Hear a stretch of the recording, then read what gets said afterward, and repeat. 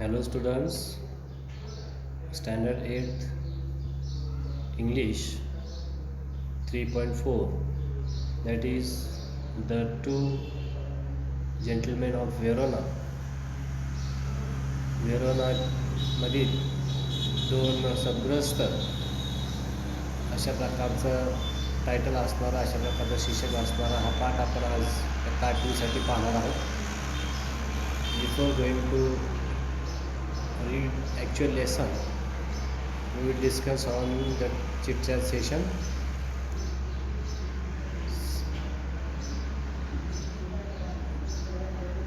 आपल्या धड्याला सुरुवात करण्याच्या आधी आपण थोडीशी चिटचॅट वरती चर्चा करूयात वॉर्मिंग अपमध्ये. See there are some questions asked to you. या ठिकाणी काही क्वेश्चन्स तुम्हाला विचारलेले आहेत, तुम्ही त्याची उत्तरं द्यायची आहेत. की what is your favourite pass time. What is your favourite pass time म्हणजे फावल्या वेळामध्ये तुम्हाला काय करायला आवडतं. म्हणजे जेव्हा मोकळा वेळ असतो तुमच्याकडं त्यावेळेस तुम्ही काय करता. What is your favourite pass time. मग मोकळा वेळ नंतर तुम्ही त्या वेळेमध्ये त्या वेळेचा सदुपयोग कसा करता, किंवा तुमची जी हॉबी आहे ती तुम्ही कशा पद्धतीनं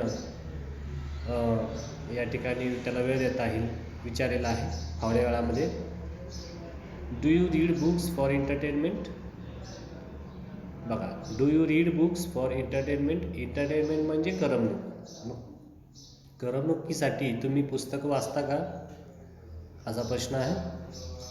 वाचत असला तर तुम्ही यस म्हणा, वाचत नसाल तर नो म्हणा. तसंच what is your favourite pass टाईमला तुम्ही रीडिंग म्हणू शकता. वाचन माझी आवड आहे, किंवा फावल्या वेळामध्ये मी वाचन करतो. To see the T V. फावल्या वेळामध्ये मी टी व्ही पाहतो, किंवा to go to the my friend for playing. मित्रांबरोबर खेळायला जातो. किंवा स्लीपिंग, किंवा मोकळा वेळ असेल तर झोपतो. अशा अनेक आणखीन काय तुमच्या आवडीचा खेळ असेल, क्रिकेट खेळतो मी मोकळ्या वेळेमध्ये. अनेक असे पास टाईम असू शकतात. Third question is what is your favourite story or poem or book. If your hobby is reading, then what is your favourite book story. तुमची आवडती कथा आजपर्यंत वाचलेल्यामध्ये कोणती आहे, किंवा एखादी कविता तुम्हाला आवडली असेल, किंवा एखादं पुस्तक आवडलं असेल तर त्या तुमच्या आवडत्या पुस्तकाबद्दल, कवितेबद्दल किंवा कथेबद्दल माहिती सांगायची आहे. Next question number 4. What role do books on the lives of great people play. What role do books, कोणती भूमिका पुस्तकं बजावतात कशाची, on the lives of great people play. म्हणजे महान लोकांवरती लिहिलेली जी की पुस्तकं आहेत ती पुस्तकं लोकांसाठी काय भूमिका बजावतात, ह्याचंही उत्तर आपल्याला द्यायचं आहे. What role do books on lives of great people play. म्हणजे महान व्यक्तीवरती लिहिले गेलेली जी पुस्तकं आहेत ते लोकांवरती कोणती भूमिका टाकतात, कोणती भूमिका बजावतात, अशा प्रकारे हा प्रश्न आहे. Question number 5 is there. How can we decide if a story is average, good or excellent. तर आपण एखाद्या पुस्तक जे आहे हे सर्वसामान्य आहे, चांगलं आहे, किंवा खूपच चांगलं आहे असं कधी ठरवणार हेही या ठिकाणी आपल्याला विचारले गेलेलं आहे. पुढे बघूयात. A book review is an analysis of a newly published book by an expert who expresses his or her opinion about the contents, style and merits. बघा, बुक रिव्ह्यू जो असतो हा काय असतो, इज अन ॲनालिसिस. हे एक काय असतं की वर्णन असतं. ॲनालिसिस म्हणजे ज्याला आपण काय म्हणू, आपण त्याचं वर्गीकरण म्हणतो आपण. Analysis of A newly published book म्हणजे एक नवीन एखादं पुस्तक जर बाजारामध्ये आले असेल, पब्लिश झाले असेल, छापलं गेलं असेल, तर त्याचं वर्गीकरण आपल्याला करायचं आहे की चांगलं आहे, अतिशय चांगलं आहे किंवा सर्वसामान्य आहे. तर बाय ॲन एक्सपर्ट, एखाद्या तज्ज्ञ व्यक्तीकडून, वाचकाकडून किंवा लेखकाकडून आपल्याला जर ते पुस्तकाचं जर ॲनालिसिस करायचं असेल, डिटेल जर माहिती लिहायची असेल, तर who expresses his or her opinion about the content, style or and merit. म्हणजे त्या पुस्तकाची कंटेंट, त्याचं समाविष्ट त्या पुस्तकामध्ये कशाचा आहे समावेश, स्टाईल, लिहिण्याची पद्धत काय आहे, अँड मेरिट, आणि त्याचे फायदे काय आहेत, हे या ठिकाणी आपल्याला ॲनालिसिसमध्ये एक्सपर्ट करून करायला लागतं.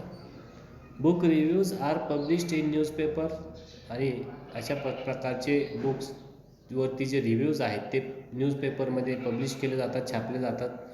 मॅगझिन्स म्हणजे जे काही मासिकं आहेत, ह्या मासिकामध्येही अशा प्रकारचे रिव्ह्यूज हे प्रसिद्ध केले जातात. And are also available online, किंवा ऑनलाईनसुद्धा अशा प्रकारचे ॲनालिसिस जे आहेत हे आपल्याला बघायला भेटतात. Make suitable groups in the class, आपल्याला क्लासमध्ये ग्रुप्स करायचे. Decide upon a favourite book on or story in the following details as many as possible. तर decide upon a favourite book, तुमचं एखादं आवडतं पुस्तकाविषयी आपल्याला त्या पुस्तकाचं ॲनालिसिस करायचं आहे. मग त्याची माहिती आपल्याला खालील मुद्द्यामध्ये द्यायची आहे. बघा, ग्रुप्स करून विद्यार्थ्यांची. Name of the story or book, तुम्ही जी कथा तुम्हाला आवडलेली आहे किंवा जे पुस्तक तुम्हाला आवडलेलं आहे त्या पुस्तकाचं नाव लिहा. रायटर, ती कथा लिहिणारा किंवा ते पुस्तक लिहिणाऱ्या लेखकाचं नाव लिहा. Some information about the writer, त्या लेखकाविषयी थोडीशी माहिती लिहा. बॅकग्राऊंड ऑर सेटिंग, मग त्या पुस्तकाचं बॅकग्राऊंड कसं आहे किंवा त्या पुस्तकावरती मधली जी रचना आहे ही रचना कशी आहे तेही आपल्याला या ठिकाणी लिहायचं आहे. मेन कॅरेक्टर्स, त्या स्टोरीमधले किंवा त्या पुस्तकामध्ये असलेले जे काही महत्त्वाची पात्रं आहेत, भूमिका आहेत, तेही आपल्याला या ठिकाणी लिहायचं आहे. And central idea or summary of contents, आणि तो गाभा आहे त्याचं काय लिहायचं, सेंट्रल आयडिया आपल्याला लिहायची की या पुस्तकामध्ये किंवा त्या कथेमध्ये जी काही सेंट्रल आयडिया आहे, म्हणजे काय सुचवलं आहे आपल्याला, म्हणजे थोडक्यात आपल्याला काय माहिती देता येईल त्या पुस्तकाबद्दल, तेही या ठिकाणी आपल्याला सांगता येईल. सेंट्रल आयडिया थोडक्यात लिहायची असते की पूर्ण कथेचा किंवा पूर्ण पुस्तकाचा हा सार असणार आहे. सारांश लेखन आपण म्हणतो त्याला, सारांश लिहायचा, summary. Then style and language used, म्हणजे कोणत्या प्रकारामध्ये त्यांनी ते पुस्तक लिहिलेलं आहे, त्याची स्टाईल काय आहे. अँड लँग्वेज यूज्ड, आणि भाषा कशी वापरलेली आहे. इलुस्ट्रेशन्स इफ एनी, म्हणजे त्या लिखाणाचं जर दुसऱ्या एखाद्या कुठल्या लिहिण्याच्या पद्धतीसारखं त्याचं एक उदाहरण देता आलं तरी आपल्याला लिहायचं आहे. स्ट्रॉंग ऑर पॉझिटिव्ह आस्पेक्ट, त्या पुस्तकामध्ये त्या कथेमध्ये असणारे जे काही पॉझिटिव्ह आस्पेक्ट आहे, जे काही सकारात्मक नोंदी आहेत किंवा लिहिणं आहे, त्याचाही उल्लेख आपल्याला या ठिकाणी करायचा आहे. ड्रॉबॅकमध्ये त्या लेखकाचा किंवा त्या लेखामध्ये असणारे जे काही गुणदोष आहेत, ते गुणदोष आपल्याला या ठिकाणी सांगायचे आहेत की माझ्या मते हा जो आस्पेक्ट आहे किंवा त्या ठिकाणी काही लिखाण असेल की तुम्हाला असं वाटतं की हे लिखाण या ठिकाणी नको होतं, तर ते तुम्ही गुणदोषमध्ये देऊ शकता ड्रॉबॅकमध्ये. आणि कन्क्लुजनमध्ये ओव्हरऑल निष्कर्ष तुम्ही या पुस्तकामधून, या कथेमधून काय काढलेला आहे तो निष्कर्ष या ठिकाणी तुम्हाला लिहायचा आहे. तर अशा पद्धतीनं आपण चिटचॅटवरती आज या ठिकाणी चर्चा केलेली आहे. तर the two gentlemen of Verona हा जो पाठ आहे, हा पाठ आपण ॲक्च्युअल पाठ हा पुढच्या तासाला घेणार आहोत.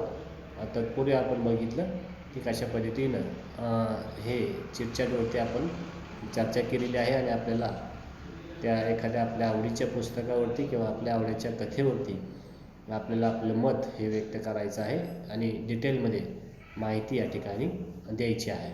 तर या व्हिडिओमध्ये आपण इथंच थांबणार आहोत. या ठिकाणी आलेले काही जे काही नवीन शब्द आहेत किंवा वॉर्मिंग अपमध्ये दिलेली जी काही ॲक्टिव्हिटी आहे, हे पूर्ण ॲक्टिव्हिटी तुम्ही स्वाध्याय म्हणून सोडवायची आहे. आणि जर तुम्हाला एखादं वाचनात पुस्तक नसेल तर एखादं पुस्तक तुम्ही घ्या आणि त्याच्याबद्दलही तुम्ही वाचलं नसेल तरी माहिती द्यायला काय हरकत नाही. माझं आवडतं पुस्तक म्हणून एखादं पुस्तक निवडा किंवा श्यामची आई वगैरेसारखी पुस्तकं ऑनलाईन उपलब्ध आहेत. तर त्या पुस्तकाबद्दलही तुम्ही या ठिकाणी माहिती लिहू शकता की नेम ऑफ द बुक, पुस्तकाचं नाव, लेखकाचं नाव, ह्या सगळ्या गोष्टी लिहा आणि व्हॉट्सॲप काढून आपल्या 8वीच्या ग्रुपवरती त्या तुम्ही टाकायच्या. तर अशा पद्धतीनं या वॉर्मिंग अप ॲक्टिव्हिटी चिटचॅटमध्ये आपण थोडीशी पाठाच्या आधीची चर्चा केलेली आहे. तर या व्हिडिओमध्ये आपण इथंच थांबणार आहोत. पुढचा व्हिडिओ आपण जेव्हा घेऊया त्यावेळेस या धड्यावरती आपण चर्चा करणार आहोत. धन्यवाद. थँक्यू.